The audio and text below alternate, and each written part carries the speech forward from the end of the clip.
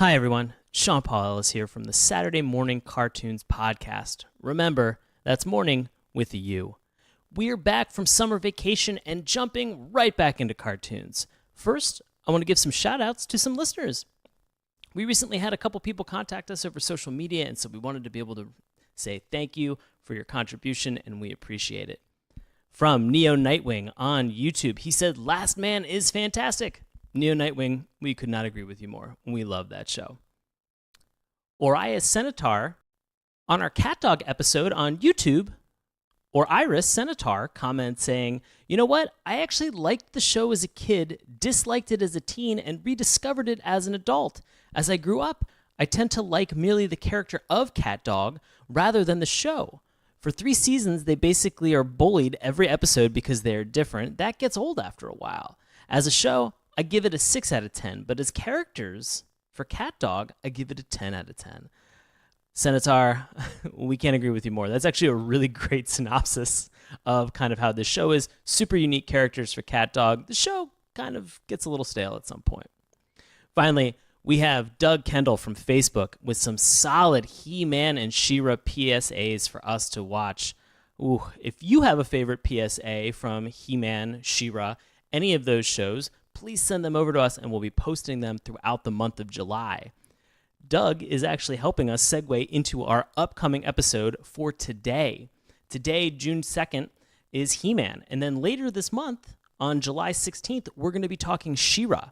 She-Ra is actually coming out right around my birthday. So if you're thinking of a present, stop it. You are too kind.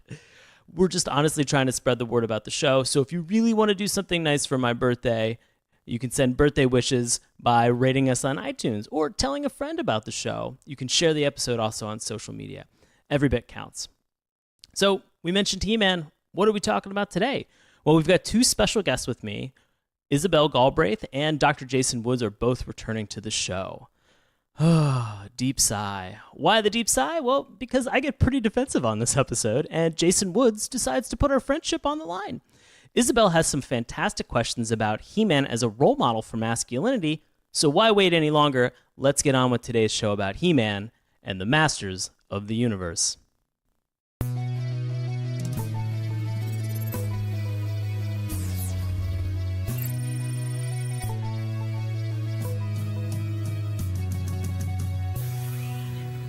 Hello, and welcome to Saturday Morning Cartoons, the weekly podcast that revisits, reviews, and ridicules some of the world's weirdest animated series. Coming to you all the way from Castle Grayskull, I'll be your host, Sean Paul Ellis. And joining me today, all the way from across Eternia on Snake Mountain, we are joined by podcaster and Dr. Jason Woods. I so desperately wish I could do the Skeletor voice, but I'm not even going to attempt it.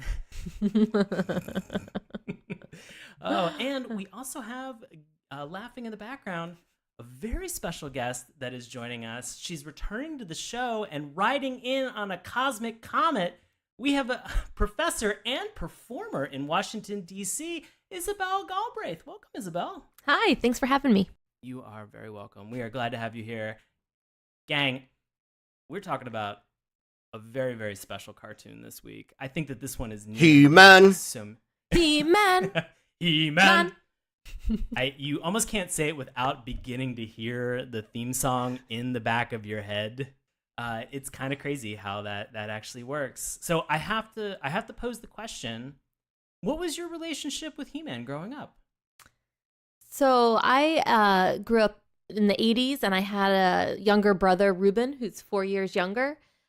So he was the one turning on HeMan, and I was just kind of like watching it along with him.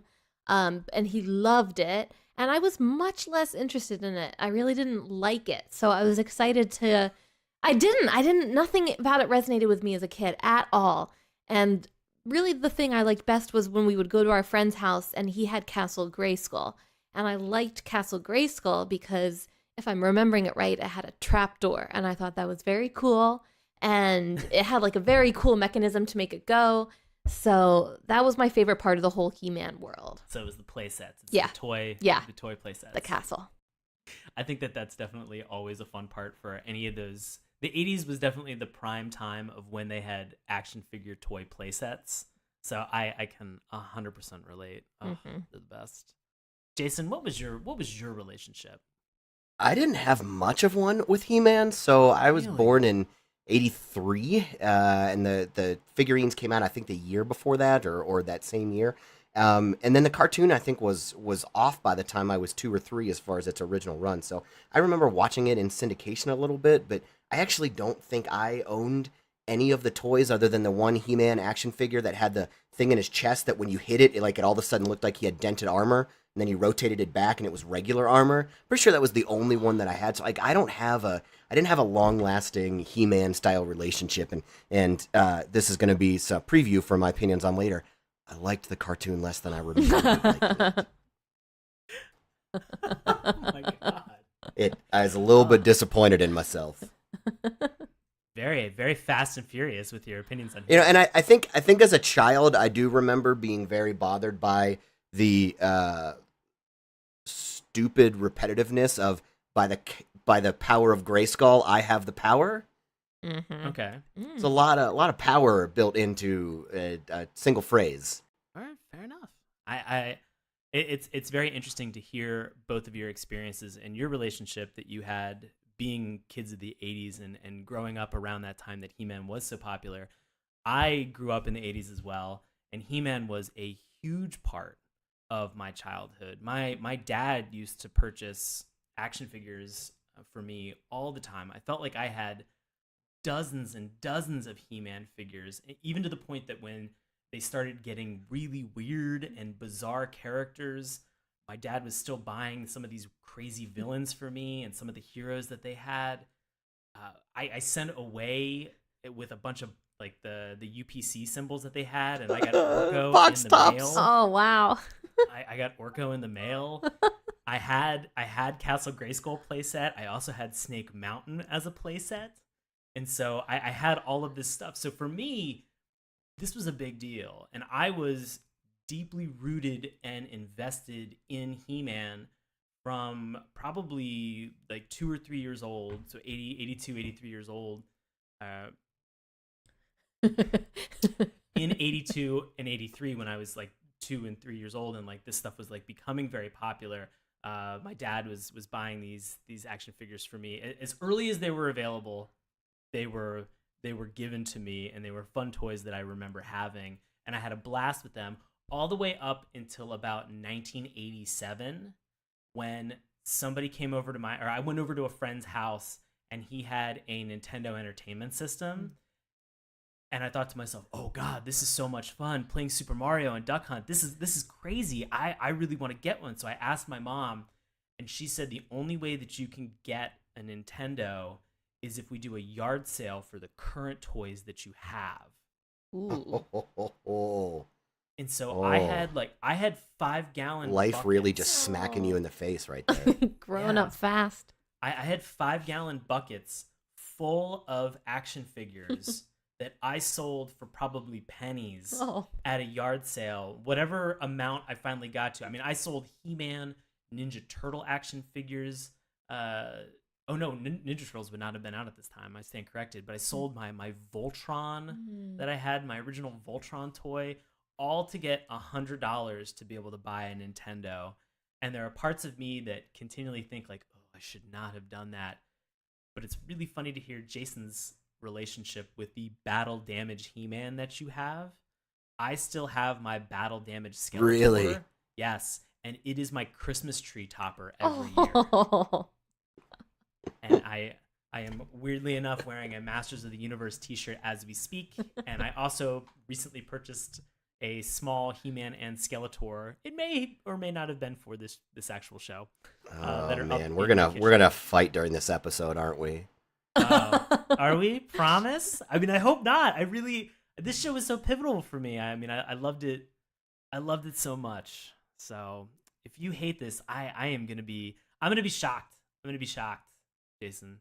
Not to mention that if anybody is familiar, I do want to throw this out there that for this evening we have watched 2 specific episodes of He-Man, and we'll get into and we'll talk a little bit about them in a moment. But I want to say that there is obviously the Netflix documentary, The Toys That Made Us, that talks a lot about them. And in the first season, they have a fantastic HeMan episode. So we're now going to talk about some history as well as also a synopsis. But if you were really looking for a deep, in-depth review of why and how HeMan came to fruition, which is almost just a marketing ploy, which is bananas to think about, I highly recommend that you watch that because there is just so much incredible information about HeMan and Masters of the Universe. Kind of blew my mind watching it. But if you are not familiar with HeMan, HeMan and the Masters of the Universe is an American animated television series produced by Filmation based on Mattel's toy line, Masters of the Universe. The show, often referred to simply as HeMan, was one of the most popular animated children's shows of the 1980s and still has a cult following. It made its television debut in September of 1983 and ran until 1985, consisting of 2 seasons of 65 episodes each, which, for anybody who's been listening for a while, knows that 65 is the magic number for cartoon syndication. So the fact that they got 2 seasons with 65 episodes, that's not a small feat. Reruns continued to air in syndication until 1988, at which point USA Network bought the rights to the series.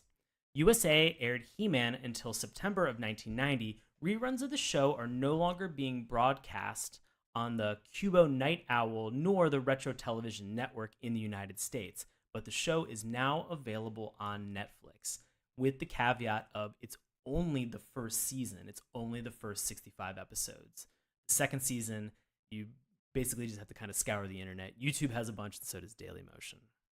The show takes place on the fictional planet of Eternia, a planet of magic, myth, and fantasy.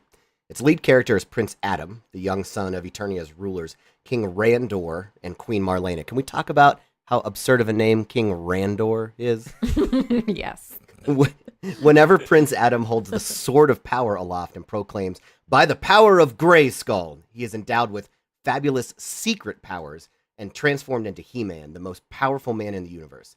Together with his close allies, Battle Cat, who undergoes a similar transformation from being Adam's cowardly pet tiger, Cringer, the Sorceress, Teela, Man-at-Arms, and Orko, HeMan uses his powers to defend Eternia from the evil forces of Skeletor. Skeletor's main goal is to conquer the mysterious fortress of Castle Grayskull, from which HeMan draws his powers. If successful, Skeletor would have enough power to rule all of Eternia and possibly the entire universe. Big stakes here, guys. Big stakes. Good synopsis, Jason. So yeah, there's it's no small task for HeMan to be able to defend not only Castle Grayskull, but there is the fate of the entire known universe in this existence is up for grabs. So I appreciate the immense creativity that went into naming some of these things. Man-at-Arms, Man of Arms, the Sword of Power, like really intense stuff. Evil Lynn. Come on, we're not. Evil Lynn was not on our list of characters to talk about, but I love that one. Really? Because I can't tell if you're messing with me based on our previous conversation about this. I mean, you are aware from our previous episodes just how much I generally enjoy puns, but some of these are even too much for me. Okay.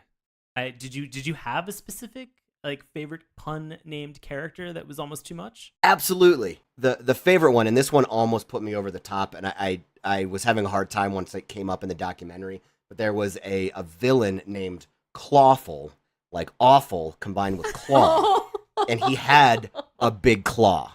That was his entire superpower, and his name was Clawful. Oh, no. I imagine these are names that we would have come up with in college, sitting around drunk on whiskey, and been like, no, guys, get this one. Nobody will ever understand where it came from. Yeah, I don't think the writers of the show were totally sober during the creation and development. I hope not. I mean, it was the 80s. Exactly. It was the very early 80s. So then I guess I have to ask, was there a rando pun character name that you can remember, Isabel? No, well, I mean, the only one was the one I mentioned, the Evil Lynn, when I realized it was probably for Evelyn, the name Evelyn, and it just made me feel like maybe they hated someone named Evelyn and was like, we'll get our own. But yeah. They did avoid one that I actually, if they were gonna go for incredible puns, Merman, who was a superhero who had some sea related powers, could have been called Seaman, and I think that would have fit with the entire rest of the toy line. I have to say, I remember the one toy that I owned that I really loved. So I guess there were two that were kind of pun cringeworthy that made me laugh a lot. There was one that was called Fisto. And Fisto basically had, it was his right arm was like a huge silver fist. And he had the action where you could pull his arm back. I think I remember this. And then he would just it would go forward very quickly and kind of punch whatever was in front of it. Yeah. He had a fist, so aptly named Fisto. Like Christian given birth name, Fisto.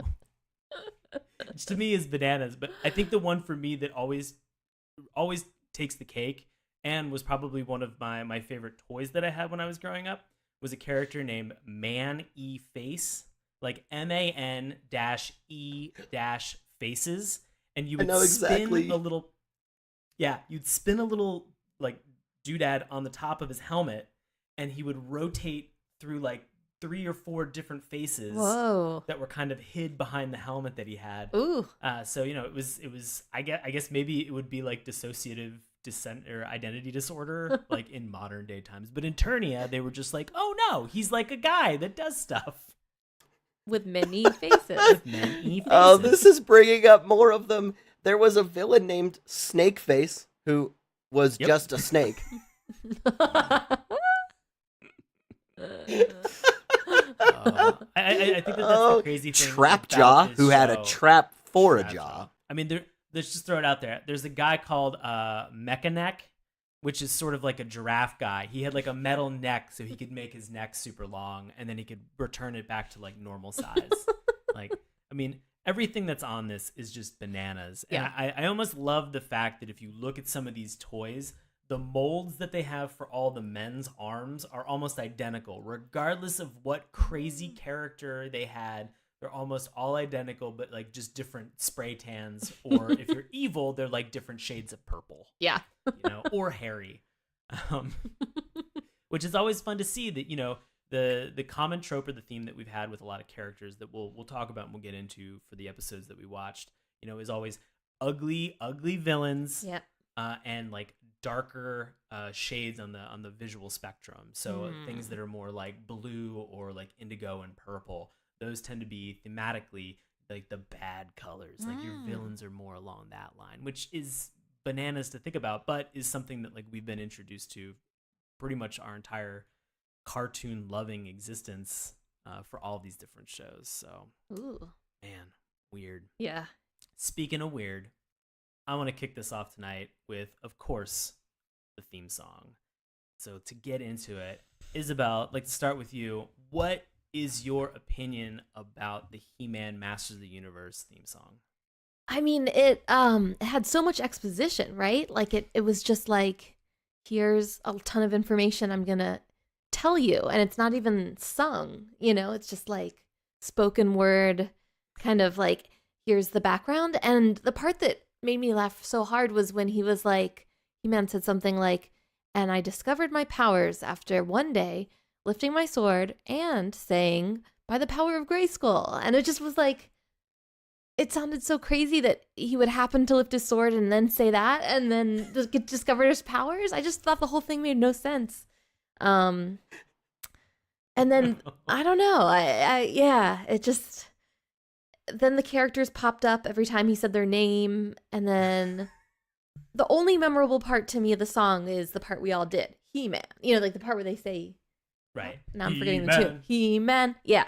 To me, and then the rest is just like a cheesy like da da da da da da. I don't know. Okay. I didn't like the song. Oh, okay. I have a hard time calling this a theme song. It felt much more like a weird spoken word poetry reading, because there really is not like there's no lyrics to a song. None of it's sung. There is some music going on in the background, but it's really just Prince Adam in his pink tights reading over top of the traditional HeMan music. And I actually had a really hard time understanding the grammar of the paragraph, which I know is maybe a strange thing to have an issue with the early 1980s.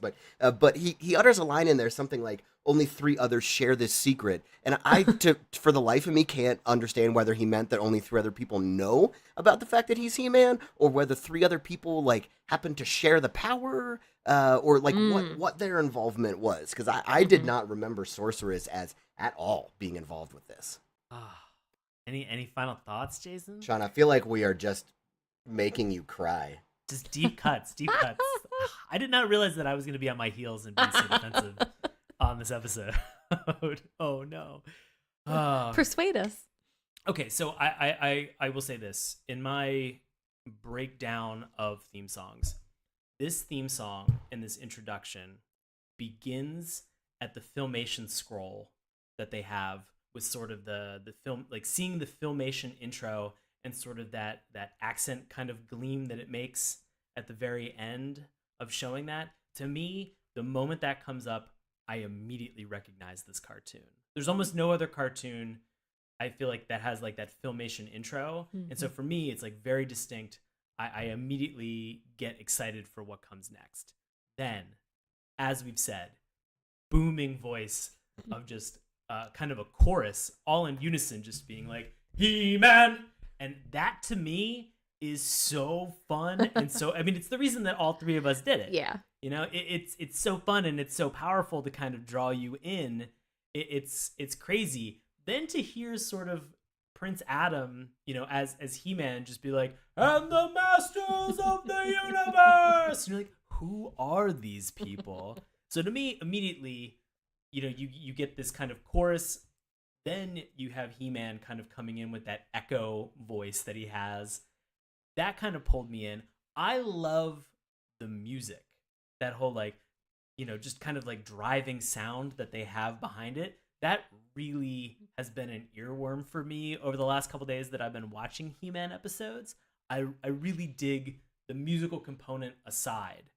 I will agree with the both of you that this is a very, very narrative-based theme song. Yes. You know, and I have no qualms about saying that it really is more of just exposition given to you up front, as opposed to really a proper theme song. As you guys mentioned, there's really no singing. It's really just Prince Adam kind of laying it all on the line for you, and it's about a good 50 seconds of just him being like, "These are the things. This is what happened, and this is what I do." But I think for a show in the 80s that's obviously based on a very successful toy line, they're kind of throwing you into the mix very quickly. And if you didn't have the toys, if you didn't know what was going on, they're catching you up to speed. They're backfilling all of that story that you would need, so that even in the first episode, you know, they don't give you a ton of history. This isn't an origin story about He-Man. They're dropping you in the middle of it and just expecting you to be able to hit the ground running. Mm-hmm. And so I love the fact that if you're not familiar with this, they're going to get you caught up in 50 seconds, and then you're ready to rock and roll in Eternia in this world. Jason, you had a question. Yeah, well, so you actually brought this up. They give you in the theme spoken word paragraph that in the beatnik poetry reading that there isn't going to be much backstory, and he's just going to continue to refer to these as secret powers that need to be defended. And I think maybe that was part of why I struggled with it a little bit, because to me that doesn't give you much of the stakes involved. Like, I don't know, why do I care about these secret powers in this rando world out there? So for some reason, a very muscle-bound grown man just talking about his secret powers feels a little bit to me like what you would say if you were driving around in a van and you wanted kids to get into it. Oh, come on. Oh man, I can't disagree with you enough on this. I honestly, I really can't. You know, understanding that this was a toy line that was put together with essentially marketing information that they had that was available about what would be attractive and marketable towards kids. This is almost like a masterclass in advertising. And then to adapt that toy line and turn it into a successful cartoon is no small feat as well. And so to be able to kind of pull some of those things in, if you're a new viewer, a kid who hasn't seen the cartoon, if you've only played with the toys, if you've played with both, I think it does a good job of kind of catering to audiences. Plus, I think it does a good job of if I was a parent in the 80s and I was watching this cartoon and I saw it, I'd be like, you're right. This is just a shirtless dude with a Swedish 70s style kind of haircut running around and screaming a bunch with a weird echo voice. What's the deal? But I think as a kid and as a parent, it sets you on a level playing field, and I think that it makes it successful. I think for me, it really kind of pumped me up and got me into what the show is. But you're saying the opposite. I mean, you're wrong. That's the end of the episode. You're wrong. And I'll just add that, like, as a 7 or 8-year-old watching this, I think that summary intro went right over my head. I don't think I got it at all, you know? And you know what was confusing to me as a kid is that they call the show HeMan, but he introduces himself as Adam. And, like, right away, it's like, wait, which one are you, you know? Well, I mean, he's both.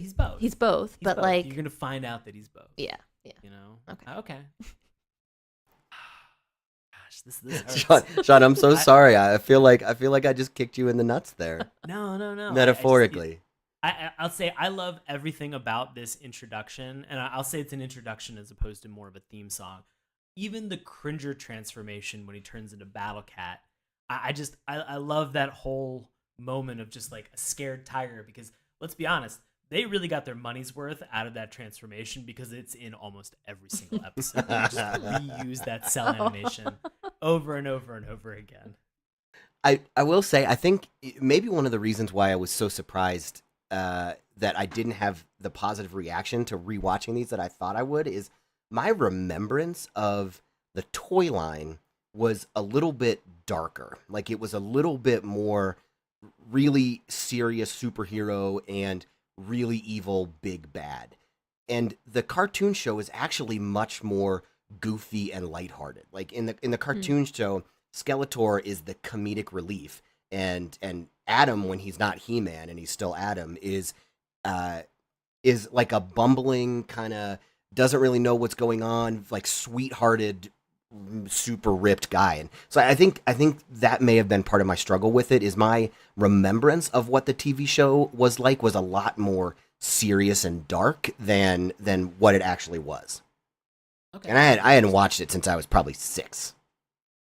And that's a big part of rewatching a lot of these cartoons in general, is just whatever you have as that memory or that anchor point when you're younger versus modern day as an adult, rewatching them and trying to figure out and fill that gap of what was it what I thought as a kid, what was my emotional impression that I walked away with, and now what is my critical impression that I have as an adult when I'm watching this. So I mean, I can get that, and you're not wrong. I mean, Skeletor definitely is the comedic relief in this, and it's, I mean, I don't know.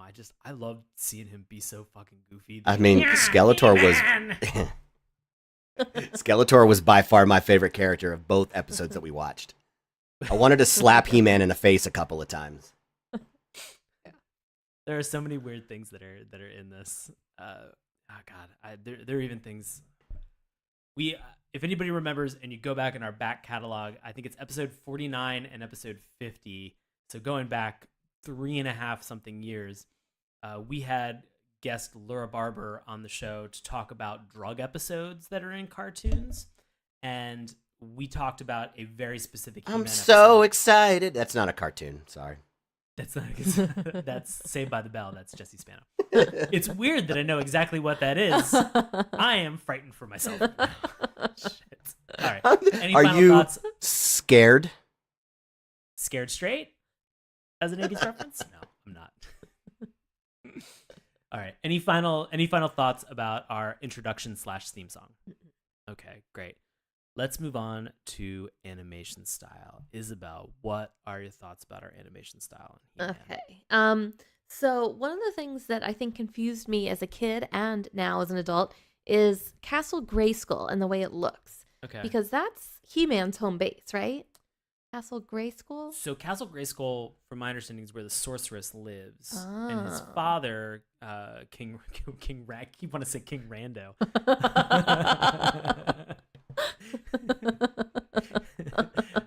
I guess they live in a proper castle. Okay, because the thing about Castle Grayskull is it looks very foreboding to me. Very scary with I don't know, the way that it's kind of got claws coming down from it a little bit Sure, around the entrance. It's formidable. Yeah, and so the fact that that is He-Man's kind of area just didn't make sense, especially because Skeletor has the name Skell. It's like skull and then Castle Grayskull. Isn't that confusing? I mean, you'd think it'd be his home base. Yes. Yes. Yeah. So It looks that very confused me. evil. It looks evil. It sounds like his name. I don't know. But then I thought that their blue bus was hilarious. It looked a lot to me like the Scooby-Doo bus, and that was another favorite show from around this time. But I guess the thing I liked most about the animation was every time that they would cast a spell on each other, I liked the kind of glowy, vapor that would come out of like the finger or the hands and kind of like shimmer around them while it was affecting them. So I thought that some of that was just kind of very fun and trippy to look at. Very cool. Jason, what were your thoughts? Yeah, I mean, this reminded me a lot of the late 70s, early 80s animation style. It felt very akin to me to a lot of the Hanna-Barbera cartoons, or even some of the other things that Filmation made. Like, I remember watching the Fat Albert cartoons, and it looks the same, to the point where it felt like they copied some of the animation from one and moved it to the other. Like, I would agree that the truck that they drive around in, that I'm totally blanking on the name of, looked exactly like the Scooby-Doo van. It's the attack track. The attack track. That transformation sound whenever they or a magic spell happened sounded exactly to me like the sound when in the Flintstones the Great Gazoo would show up and then disappear. Same exact sound. In the first one, the voice that the wizard uses sounds exactly to me like the Panther character from the Hanna-Barbera cartoons. So there were parts of it that felt good to me because it was repetitive and it brought me back to some of those older cartoons. But every once in a while I was watching that and I was like, come on, you guys just pulled that out of your back lot. Which I guess if they were making these cartoons solely to sell the toy line, makes sense. They were going to do it on the least budget that they could. So I don't know. It felt very typical of the style of that time for me. Okay. It's I want to point out that the episode that we're talking about is actually episode 1, the Cosmic Comet. So this is the pilot episode, and we're referencing the wizard Zaggrass that they have that's in here, and he does have a very kind of 70s goofy voice, like, hey, what's going on here? Oh, these comets, they're coming. Yeah, and so you did that so perfectly. That was excellent, Sean. That was dead on. I've watched this episode a bunch of times over and over again. But it's a very recognizable voice, and it is, and we could talk about this a little bit more in characters next. Like there can be some moments, and there can be some goofiness and silliness in this. So Jason, I do agree with you to your point that this show kind of, it felt like in my childhood it may have had a little bit of a darker tone, and I don't know how much of that was kind of inspired and influenced when we finally had the He-Man live action movie that was a little bit darker. Oh, Dolph Lundgren. So we had a lot of things that kind of translated over from that in terms of the grittiness, which it didn't kind of retain the humor that the cartoon had. And I can see that being there for different reasons. Cartoon in the early 80s was obviously marketing towards kids, and then watching the live action was like, hey, you've grown up with this, hopefully, potentially. Here's a little bit more of a raw, grittier version of He-Man. Are you into it? Nope. Okay, well, we're never making this into a movie again. Don't worry about it. I'll say for me, in terms of the animation style, I think for some of the contemporaries that were around this time, Ralph Bakshi did a lot of work with Fire and Ice, and some of these late 70s, early 80s animated films that he did. He did Wizards as well. These are... I love watching this style of animation during that period of time, and there are moments and there are clips of watching, especially this first episode, where I can see that style being very present as sort of a case in point.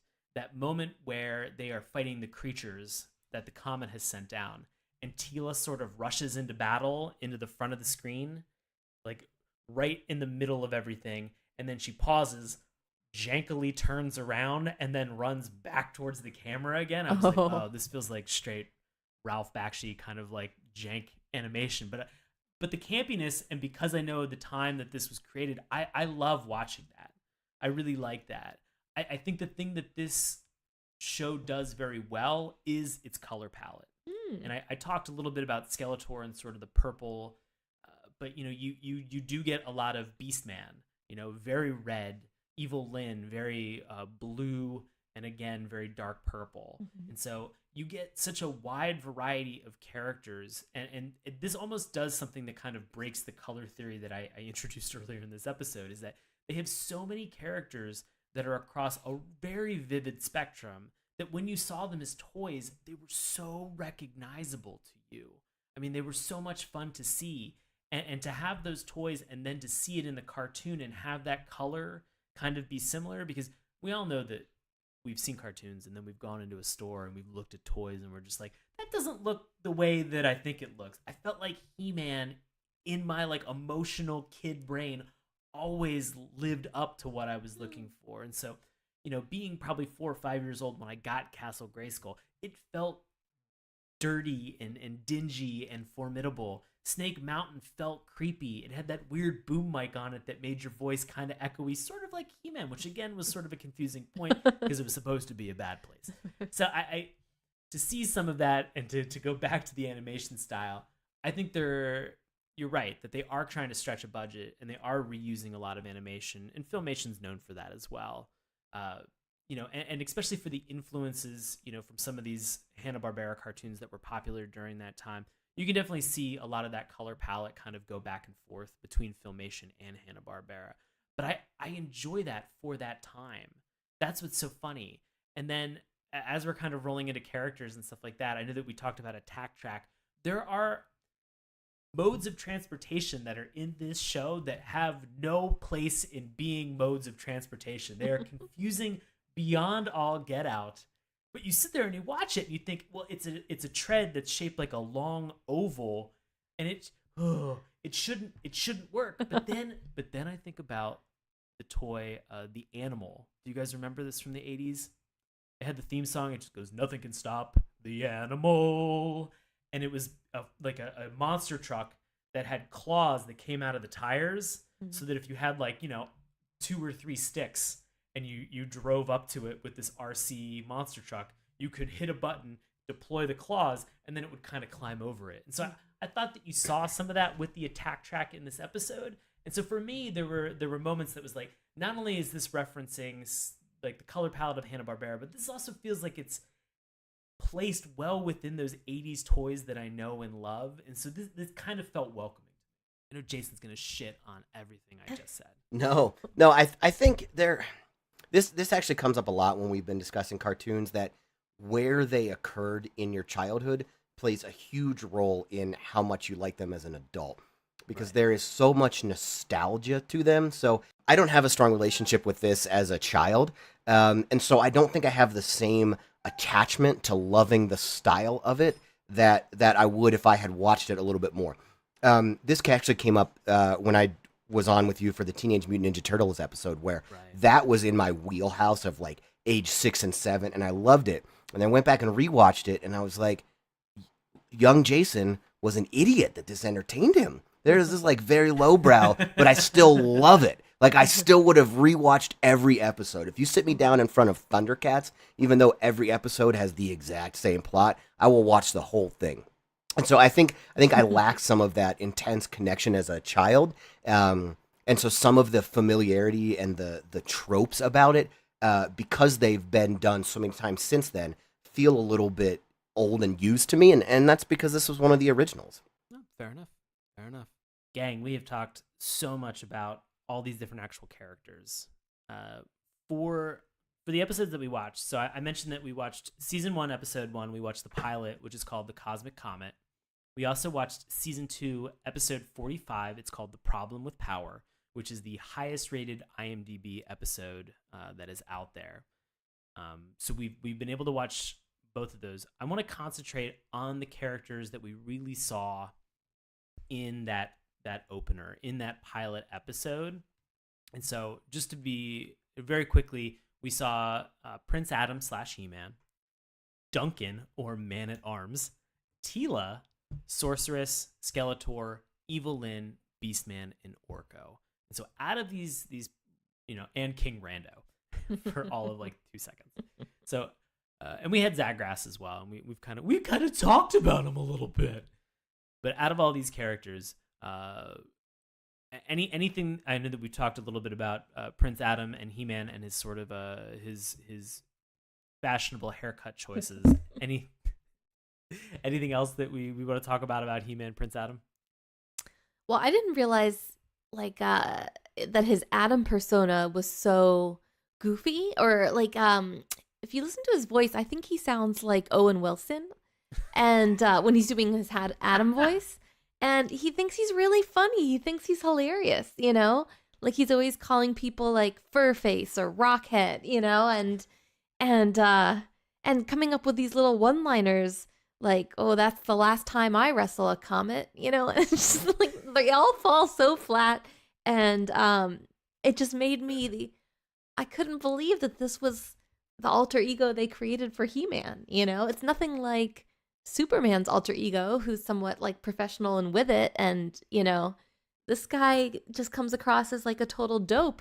And there were many points throughout the episode where I thought he was acting kind of dumb, and I don't know, I just was shocked. I thought he would be this kind of like intelligent hero, and instead he's something else, a just strong guy. So you're saying that even as the strong man, even as He-Man, that he was still kind of like goofy and bad one-liners and would do stuff that doesn't seem the way a hero would act. Like there was one point where he was chasing somebody, he tripped over a rock, fell down. Okay, fine, that's fine. But then he stands up and just stands and holds his head a while, and then goes looking for Cringer. So he's Prince Adam at this point, right? Oh, is he Prince Adam at that point? He's Prince Adam. Oh, okay, you're right. So I guess what I'm saying is that as Prince Adam, it sometimes seems like he does really dumb shit. But then to your point, though, like he calls Beastman Furface in that opening moment where he like grabs him from the back of Battle Cat and throws him off the side of a bridge. And he's like, whatever, Furface. And you're like, okay.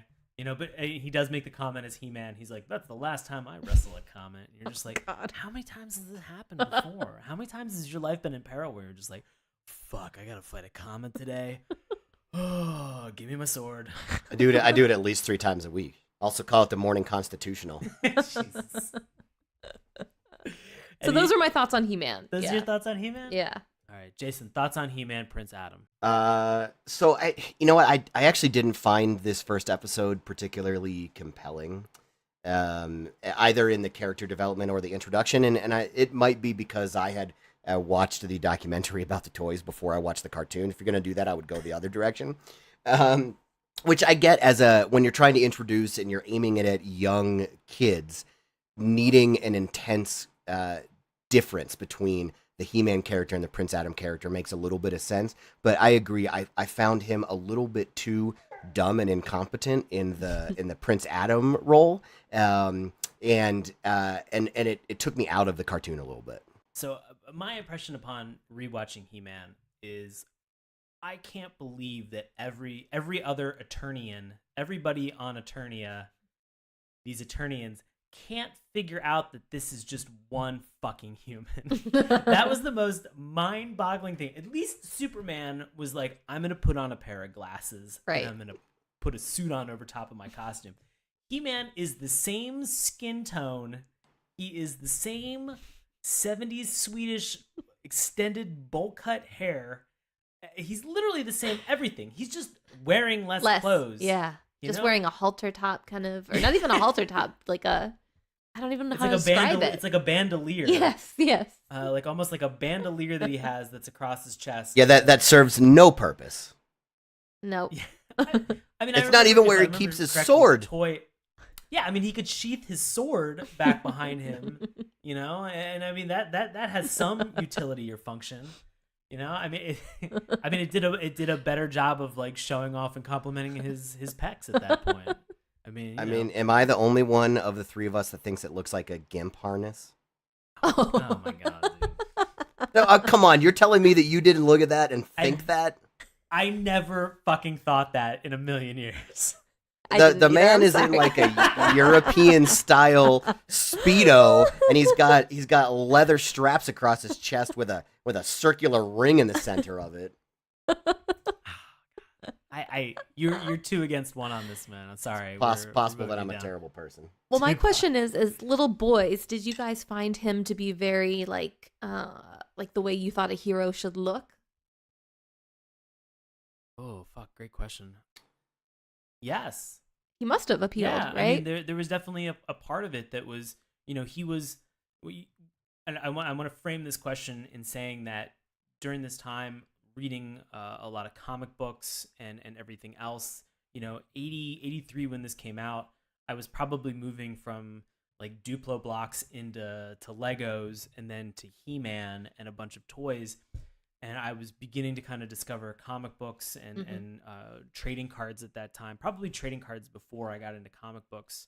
So they had all these like Marvel X-Men cards and stuff. And so looking at these heroes and understanding it, I mean, they are bigger than life. The muscles that they have are ridiculous. Mm-hmm. They're giants.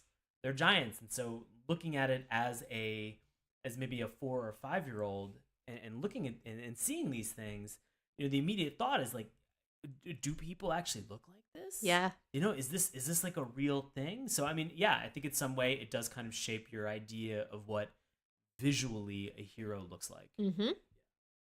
Definitely. Jason? I think, and some of this may have just been the cartoons that I liked growing up, I tended more towards the heroes who were always who they were. So I was never a massive Superman fan. I liked the Batman cartoon series, but because it was the best cartoon series in the history of the world. You said that in a way that almost made me think you were going to shit on it. And I was like, no, it was so good. Lightly, friend. Bum, bum, bum, bum, bum. No, but I tended to enjoy more of like the Turtles cartoons where like they were turtles all the time, or X-Men, who generally they couldn't hide their identities, like they were just who they were all the time rather than this clear alter ego.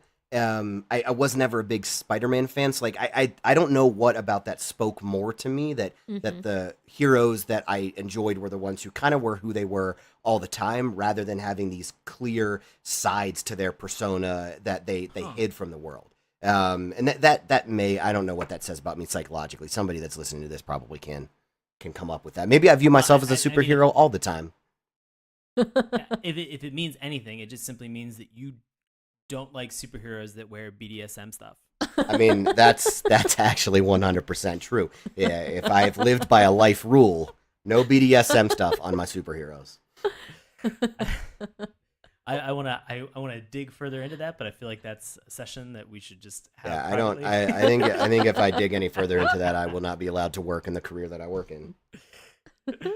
So good points all around about He-Man. Really interesting to learn a lot more about Jason and sort of what makes him tick, or what his kink is. I don't know. No shame. No shame. No kink shaming. No shame. No kink shaming on this, Jason. So you let your weird non-BDSM 80s superhero flag fly, buddy, as much as you want. But I want to ask, out of all these other characters, I know that we had a lot. Was there anybody that really stood out to you? Was there anybody that you were like, yes, that's the person? We did have 3 female characters that were in this, yeah, and 1 magical character. So we're not at a 50-50 split in terms of gender equality, but I'd say maybe more than some other cartoons that we've watched in this time. No, I was actually really impressed with Teela and the Sorceress because they kind of represented 2 different types of female power. Like Teela was kind of the badass one who would be ready to go fight with He-Man and Duncan, and then the Sorceress was kind of the mystical healer, a little bit more feminine and soft, but still powerful. So I liked both of them a lot. I remember as a kid thinking the Sorceress was really pretty, and I liked it was the wings that did it. Yeah, the wings and the headdress and the way she kind of sparkles sometimes. Jason, you weren't saying that sarcastically. We are not bird kink shaming on this episode. No, Isabel's into that. it was the wings that did it. If you catch my drift. The wings that did it for you as well? Oh, boy. They did it for all of us. But my question is Teela Man-at-Arms' daughter? She is. Yes. No. What? No? There was a point where it seemed Not like biological, oh, but through adoption. okay. I was there going was to a say, 'cause she moment- calls him father. Yeah.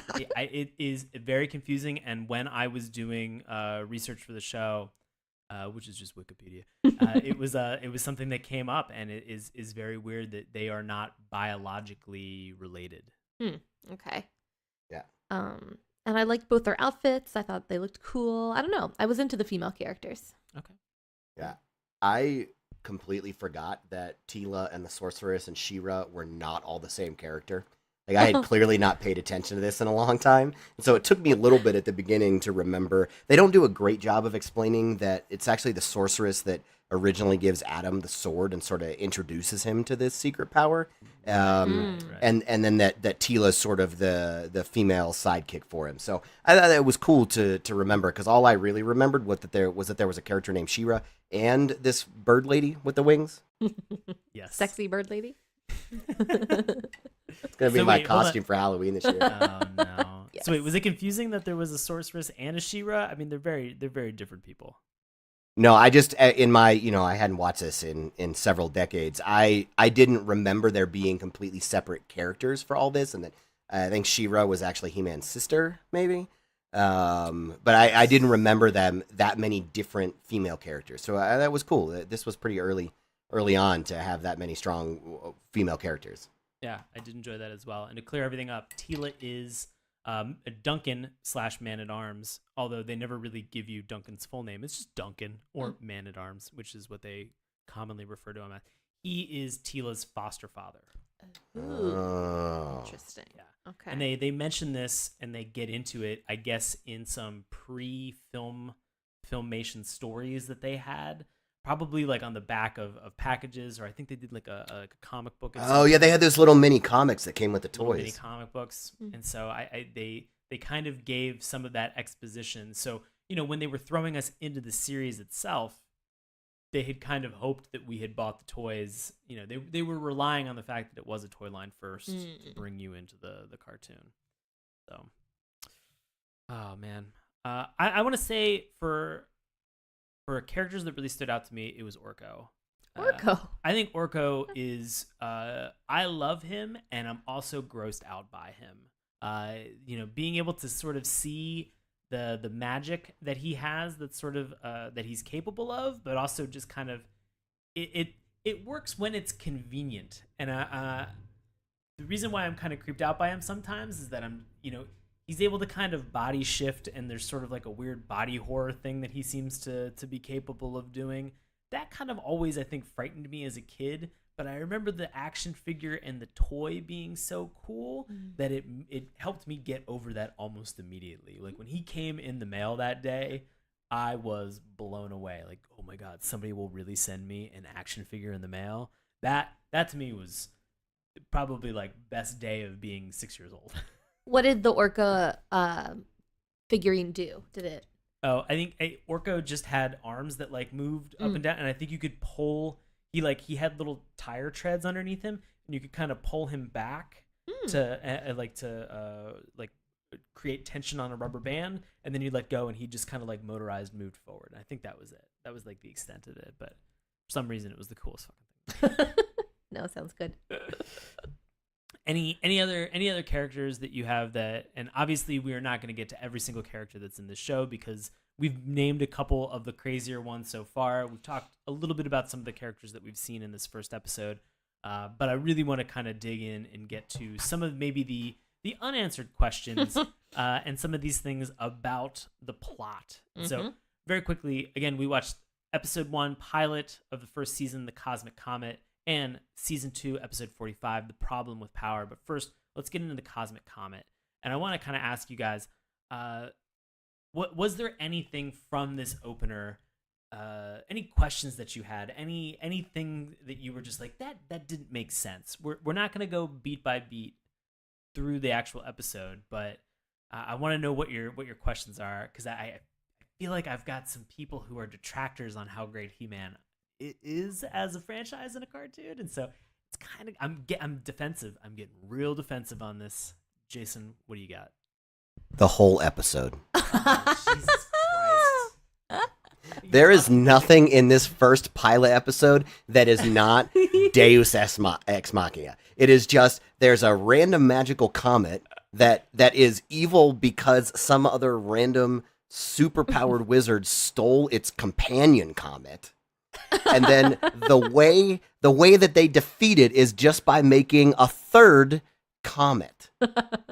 Like there, it was very simplistic storytelling, which again maybe fits for a pilot. But I felt like I wanted more from my 1982 Swedish blonde-haired cartoon star.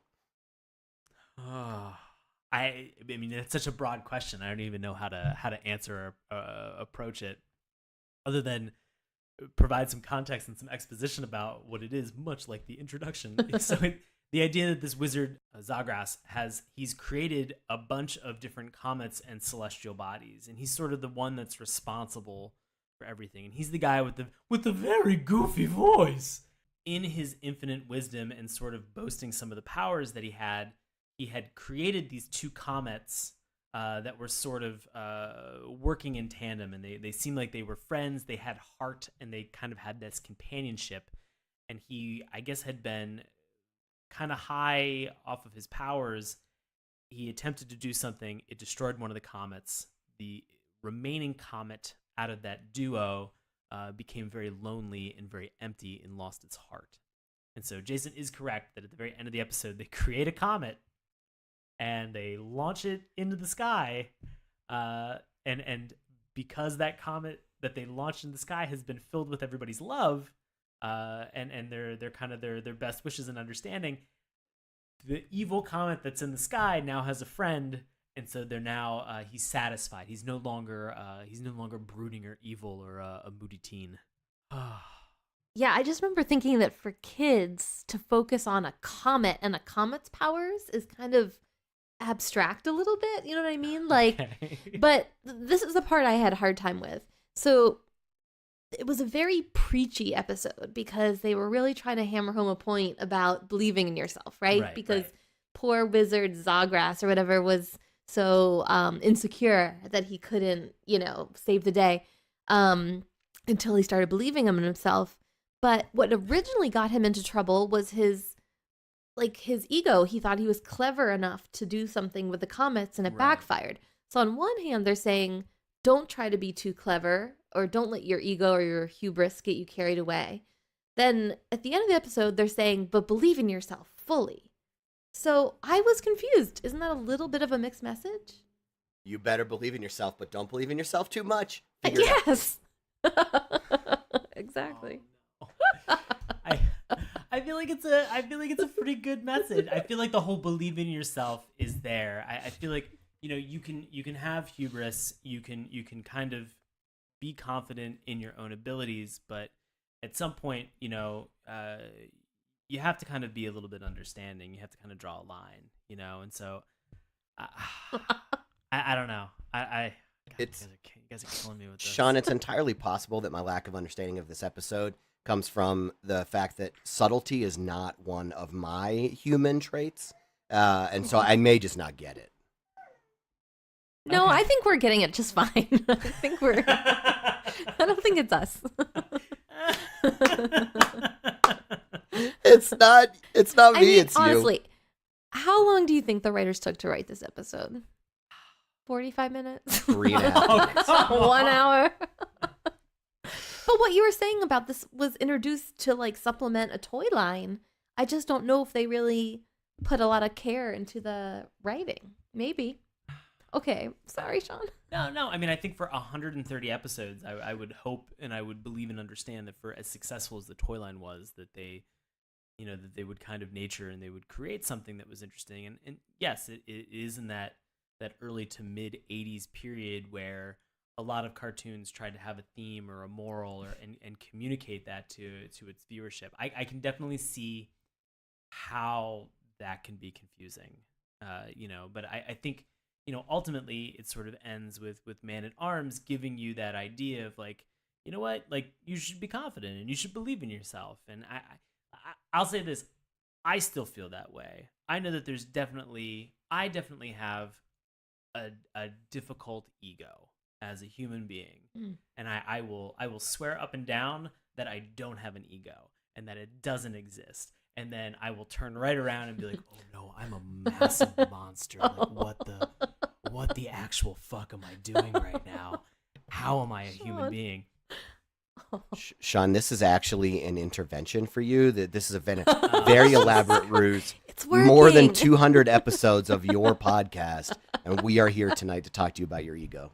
If this could turn into something where, like the intervention, if it's just called like HeMan, but you do it in the original HeMan, and you're like, hey man, you gotta chill, bro. Yeah. There's actually a banner dropping behind you right now. Oh, son of a... How great would it have been if there was a banner behind you? That right really now? would have been pretty good. So good. Damn it.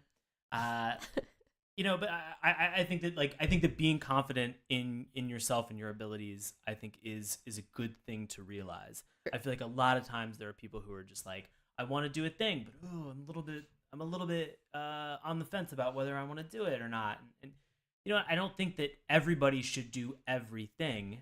I think that you should try to find things that are within your wheelhouse, or things that you enjoy doing, or things that as opposed to being or feeling obligated to do something. Like, you should find joy and passion, and you should be confident in the things that you do along that line. Mm-hmm. But it can be a hard message. All right, I feel you guys on how conflicting this may have been. Can I ask a question? Yeah. To you guys? Yeah. About the thing that I found confusing about this episode? It's your show. You can ask us anything you want.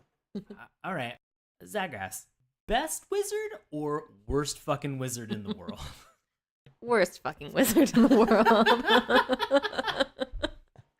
I mean, is a pretty terrible wizard. If we're ranking wizards, like at the top end are like Gandalf, the wizard from the Sword in the Stone cartoon. Mm-hmm. Oh god, yeah. Dumbledore from Harry Potter. Dumbledore is He's right up up in the there. top. Yeah. Right up there. Upper echelon wizard. And then you go like several orders of magnitude down, and then there's Zagras. Oh my god. So I agree He's with you. he's a weird old psychotic man in a nightmare. Yeah. Yeah, with a 5-foot-long beard. And I thought his name was Sadgrass, and I was like, "Oh my god," because he's so sad, Oh, I wish it was Sadgrass. I want to say that for Zagras's magical acumen, when your spells sound like you are pleading with something, like, I mean, and no lie, at one point he's looking at the comet and he's just going, fly, fly, fly, like he's begging an inanimate object that has been filled with heart to move into the sky, and to the comet's defense, the comet's like, I'm doing the best I can right now. I'm a fucking comet. And like that at the very end of the episode kind of took me out of it. I was like, I'm willing to buy and allow every weird thing that has happened to this point. Everybody falling in mud countless times, weird modes of transportation, Prince Adam's kind of nerdy persona that's dork versus, he suddenly disappears, and then nobody seems to be really concerned about where Prince Adam is at any point in time. And the costume changes. The costume change from him is so identical. I can't believe that nobody saw that. But that magic spell was kind of what took me out of the episode. Yeah. That was the moment where I was like, oh no, damn it. I mean, I appreciate that you had a breaking moment. It seemed to take a lot to get there. I'm a little bit worried about your standards. They are very high. Didn't you hear the entire conversation I had about ego, Jason?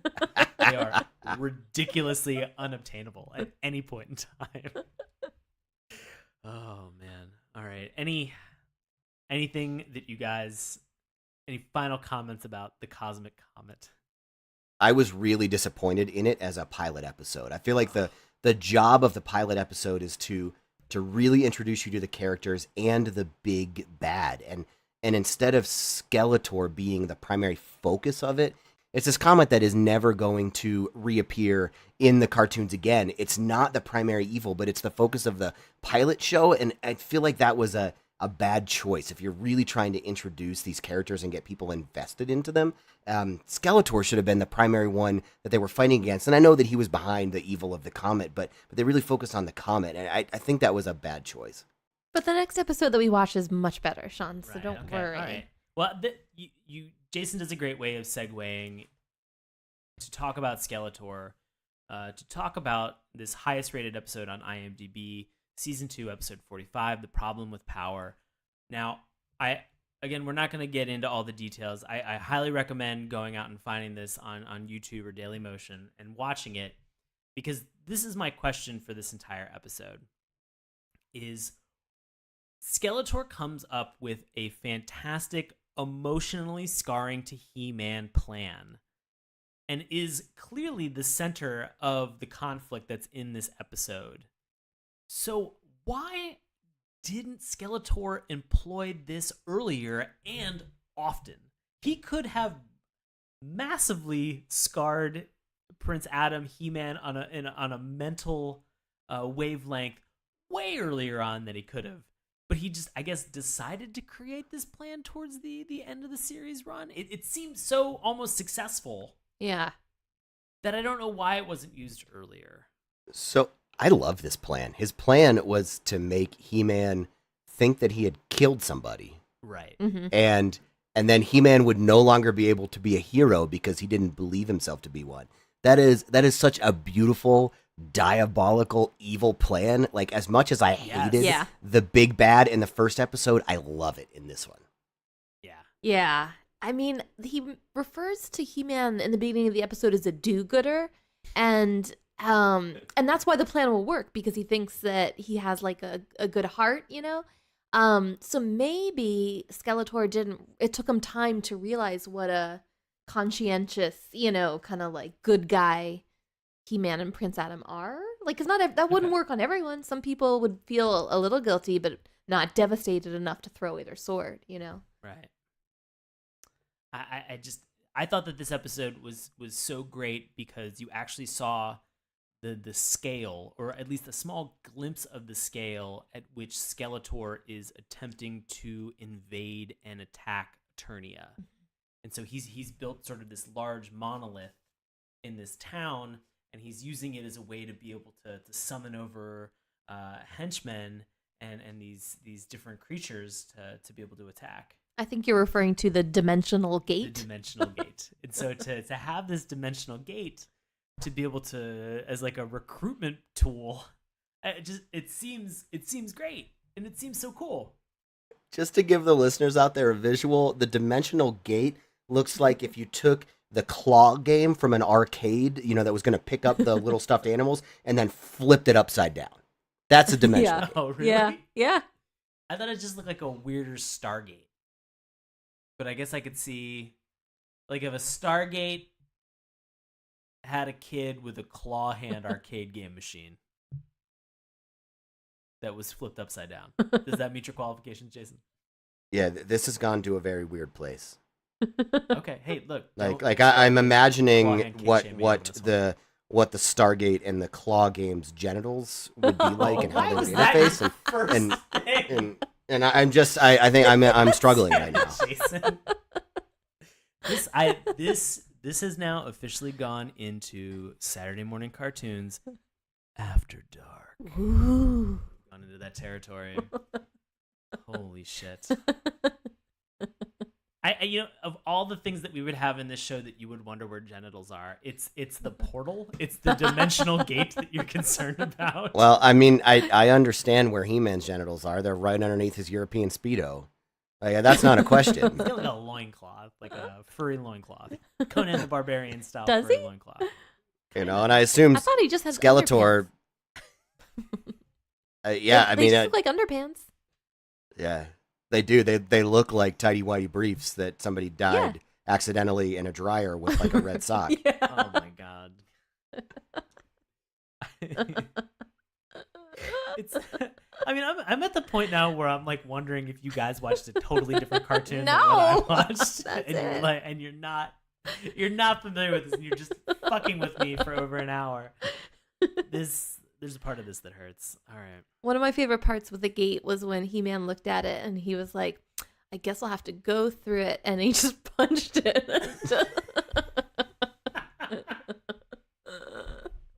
Oh god. I did appreciate that was a very ham-fisted way to like show he did something stupid and that's how somebody got killed. Right. Because the You lesson gotta. is you I have mean, to be I do that all the careful. time. I punch Right. through walls and then the whole structure collapses and somebody gets hurt. And if you had just been more careful about not punching that wall. Yeah, me and the Kool-Aid Man. You have to wonder that at this late in the series, and how many times he's defended Eternia against Skeletor, this is the first time that he's really caused like structural damage.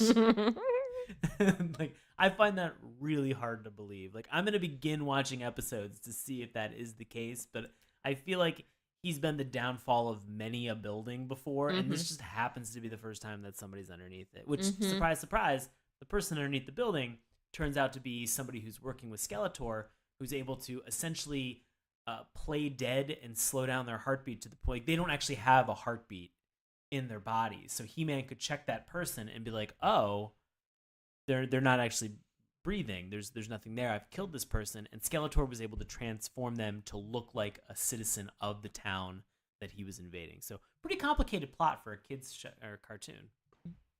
I mean, as a medical professional, I'm a little bit upset with the way that he checked for how that dude was dead. He just puts his hand right on top of his chest. Doesn't actually check the pulse. Doesn't sit there and Yeah. listen. Like, that dude needs some basic BLS CPR training.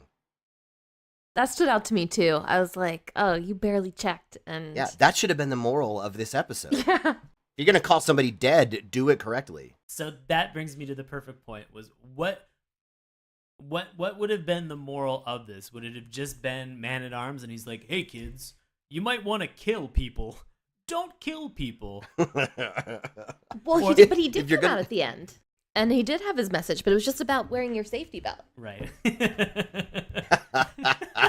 That's, oh God, I think it would have been better if he's like, hey guys, don't punch buildings. Yeah. Don't punch a Stargate. Or like if someone dies from a negligence on your part, could it be a frame up? You know? Like you should always think that way. Or could you be convicted of manslaughter at that Right. point? That's third degree or manslaughter. Go look up the material safety data sheet and figure out whether it was your fault or whether it's a known side effect. Also, guys, as a point of reference, just call OSHA as well. Let's just cross that off the list. I mean, OSHA probably exists. If there was a foster care system in Eternia, they gotta have workplace safety standards. I want to now get into the nitty gritty of Eternia, their economy, what their import exports, Their policies, their regulations.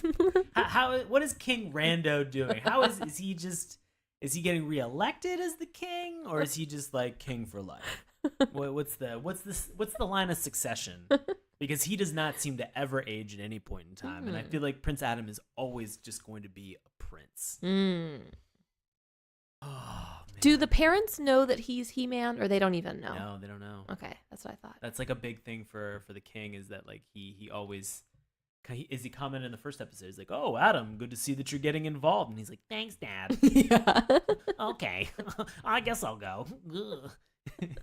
And then like 3 seconds later he's like shirtless with a bandolier. Same fucking haircut. Oh, all right, any final thoughts about He-Man before we check and see what the lovely people of the internet say about this show? I did think the moment when he felt so guilty about the death was poignant. Like, it kind of surprised me. It snuck up on me. But when he was kind of having his moment of feeling guilty, and then he said something like, let the power return, and he dropped the sword, you know? Like, I actually got a little bit emotional for a second because it showed he really was such a good person, to go to those lengths of repentance. So I like that. It's sort of like to draw like an analogy that had been around, like, he kind of is like the Captain America, or like even Thor with his hammer, like with like he's worthy of being able to do this, and if he's not, he's like, I gotta let this go. Right. Like, I can't take up the mantle of this person. So it's interesting to see that. I agree with you. Mm-hmm. Jason, any final thoughts on your end? I mean, other than the fact that I feel like I have forever ruined our friendship and harmed your you haven't, buddy. You your haven't. emotional well-being. I'm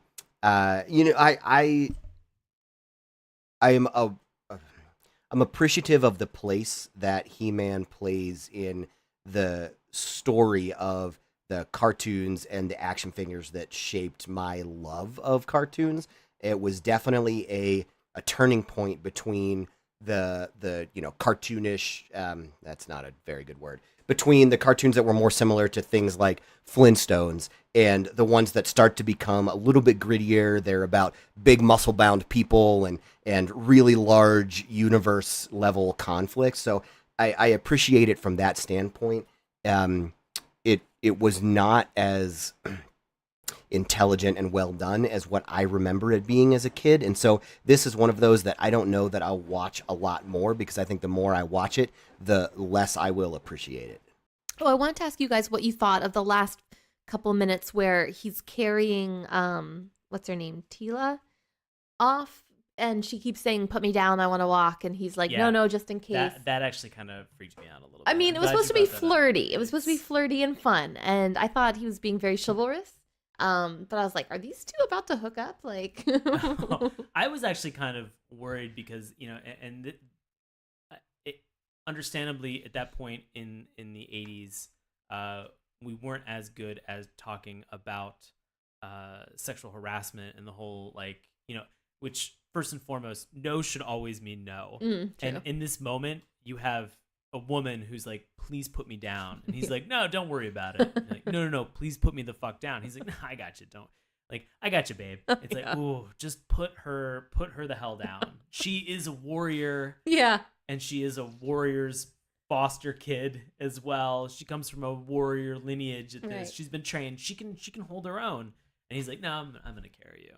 So, a little weird. All right, He-Man, guys. Yes, you listening right now, not us. Don't worry about it. We're fine. Oh my God. Guess what? Turns out that you have opinions about He-Man and Masters of the Universe as well. And so to honor those opinions that you have and you have lovingly crafted and put them on the internet, we are now going to hand this over to longtime listener and friend of the show, Bobby Anthem, for this week's Love It or Hate It. Bobby, take it away. Our Love It is titled Greatest Animated Adventure Series, and was written by Frank 393 in August 1998. Frank said, "This is the greatest animated adventure series ever made in the history of the universe. Based on a Mattel toy line originally intended to be Conan the Barbarian toys, this series has every element to make a successful hero story. The animation, first of all, is brilliant, and the production studio, Filmation, was the only cartoon studio in history to do all their animation entirely within the USA. This has an interesting and varied cast of characters. The aloof King Randor, from whom He-Man, when he's in the form of Prince Adam, is always searching for approval. The strong captain of the Royal Guard, Teela, the wise inventor and military officer Man-at-Arms, the ultimate comic relief character, Orko, the trolling court jester. Then Skeletor, one of the best villains of all time. Histrionic, operatic, and always blaming his lackeys for the defeats he suffers by He-Man. Those lackeys are pretty good too. Beastman, controller of all animals. Trapjaw, cyborgian wizard of weapons. Triclops, master of vision. Merman, controller of all sea creatures, and Evelyn, witch of night. Watch this series and be swept off into a romantic and fantastic world that no one seems to know how to take you to anymore. And our Hate It, titled Another Preachy Cartoon, was written by Brian Washington on July 3rd, 2003. Brian said, "This is another example of those infamous superhero shows with a message. Fortunately, however, this came out right as that genre was winding down. Unfortunately, it was right at the forefront of another disturbing trend. The cartoon show as long-form commercial. As another person commented, this show probably never would have made it if it weren't for all the tie-ins to the HeMan toy empire. Soon, shows like the Transformers, the GoBots, and other shows followed in HeMan's wake, and instead of providing great entertainment for children, all we saw during that time were nothing but over-glorified advertisements. This show featured the worst of both of those genres, and unfortunately for the next few years, we were inundated with this type of garbage."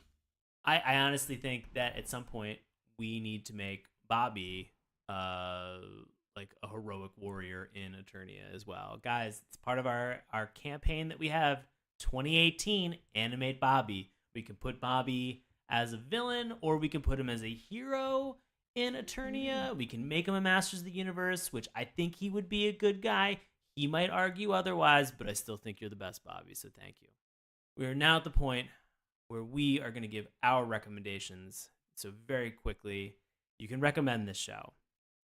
You cannot recommend this show. And if you do not recommend this show, you have the ability to give it the dip, which erases it Roger Rabbit style from the annals of cartoon history. You have that ability. So let's start with... Are you saying that we have the power? You, oh, son of a bitch. Walked right into that crap. God damn it. All right. Kick us off. Isabel, do you recommend or do you not recommend He-Man Masters of the Universe? I do not recommend He-Man. I think your description of all the toys, frankly, sound more fun to me than the show. So I think He-Man, I'm glad it exists. I don't want to dip it and erase it. But I think I'd rather play with, like, the mini faces guy, or, like, the one with the dented armor that turns around. The battle damage. The battle damage. I think those sound really fun. So I don't love the show, but I like the line of toys. Got it. Understood. All right. Jason, recommend or otherwise? Reminder that our friendship is on the line. It's going to be a big surprise to y'all based on my opinions to this point. I do not recommend the show, but I do not believe that it should get the dip. Plays an important part in the historical development of the cartoons that I love, and I appreciate it for that.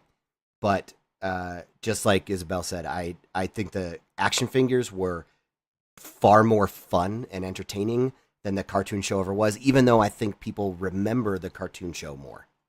Mm-hmm. Unless you want to destroy all of the positive memories you have of He-Man, I would not watch this show. Fair enough. All right. And for me, I am going to recommend He-Man. I am going to recommend He-Man, and I'm going to also throw this out and say, is it a perfect cartoon? Absolutely not. Is it something that I think is uniquely placed within our cultural zeitgeist, or something that has lasted almost 4 decades as a franchise that is a household name? Absolutely. And I think for that alone, I'm going to recommend it. Definitely had a place in my childhood and growing up, and a lot of very fond memories of not only the cartoon, but also the toy and the comic books. And so for me, this is something that is uniquely energizing and memorable to me as a cartoon. And so I would definitely recommend it. And you can find, as I mentioned, the first 65 episodes on Netflix right now. And there is that fantastic documentary, The Toys That Made Us, that has a He-Man exclusive episode, which is 100% worth the watch. I would actually recommend watching that as well. That is like a must watch. And then if this has not convinced you, if you have decided that you are going in the Isabel and Jason direction and you do not recommend this and you don't want to watch it, my recommendation is a definite watch for this. So please check it out. Yeah, the documentary's fantastic. Whether you like the cartoon or not, it was a really cool look inside the development of something like this. Jason, we get it. You don't fucking like the cartoon. I didn't watch The documentary was guys. fantastic. All right. Are we going to do a follow-up episode on the He-Man live-action movie with Dolph Lundgren? Oh my god! Well, I mean, maybe in another podcast. I just want to quickly ask, because I haven't seen that movie. Does Dolph Lundgren play He-Man? Yes. Oh my god! Yeah. Right. Wow. He's the Russian from Rocky IV, right? That's correct. Oh my god, he does look like him, kind of. If his hair got longer, I could kind of see it. It's debatable. I mean, Really? I mean, you when you look at the sort of the muscle-bound body horror that is He-Man, Right. I don't think anybody can ever measure up to that actual proportion No. unless you are like a professional bodybuilder. True. And so I think it's challenging, but it's an interesting, albeit completely separate thing to watch and love or hate on its own, independent, I think, of the He-Man cartoon and action figures. Then it could be another episode. Yeah. Not for a cartoon, not for Saturday morning Oh, right. cartoon. But fair enough. I like your enthusiasm. So we're canning this podcast, and we're doing an entire podcast that's just Dolph Lundgren. We're going to do a spin-off Yes. podcast called Saturday Morning Cartoon-based real action movies. Real Yes. live action movies that are all body horrors. So just nonstop turbo teen and everything in between. Guys, I want to thank Isabel as well as also Jason for coming on the show this evening. Thank you guys so much for being here to talk He-Man with me. It has been lovely to have the both of you. So thank you. Thank you. Yeah, absolutely. Thank you. And I wanted to ask Isabel. Yes. Do you have anything? We know that you're a performer in Washington D.C. Anything that's coming up that you would in this month of July that you would like to talk about and promote? And if possible, is there any place online that people would, if they were just like, I want to learn more about Isabel, that they can find you? Yes. My improv team, Madeline, is performing most weekends for the next couple months. And you can find our show dates at witdc.org. Just look for Madeline on the calendar. And then if you want to find me on Instagram, I think it's just Isabel Galbraith. So, yes. That's what I type Very in. simple. Very great to get your own name on that. So. I have an unusual name. I'm lucky. Awesome.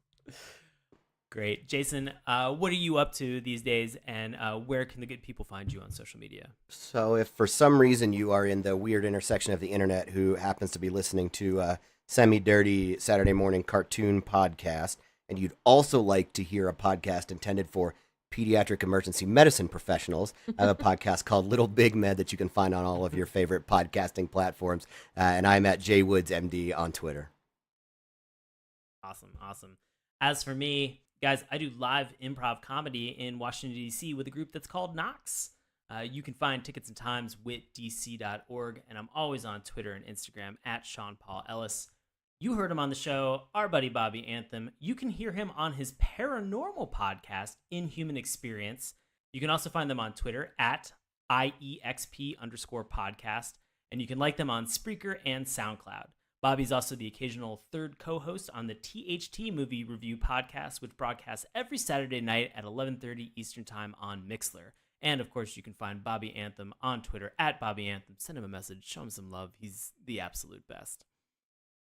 If you are interested and you would like to reach out and talk to us a little bit more, you can head on over to our website, SaturdayMorningCartoons.com. You can check out our Twitter at MorningTunes. See the weird stuff that I post that's on our Instagram account at Saturday Morning Cartoons. And you can keep the conversation going on Facebook, Facebook.com/Saturday Morning Cartoons.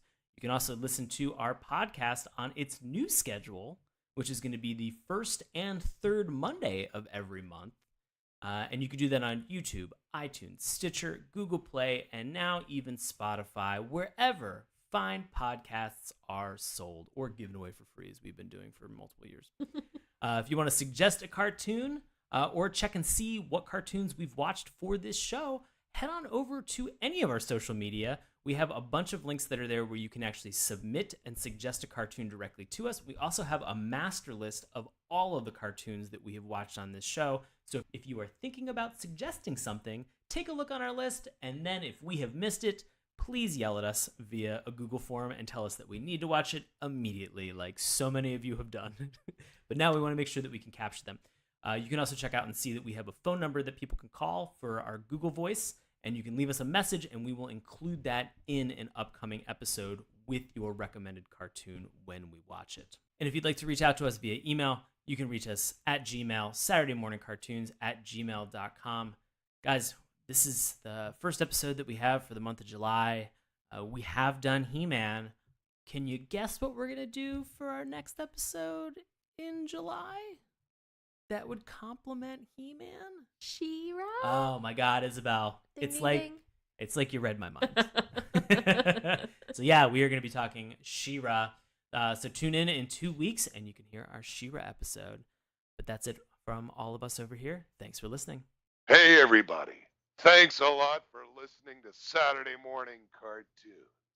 Now, if you'll excuse me, I have to transform and roll out.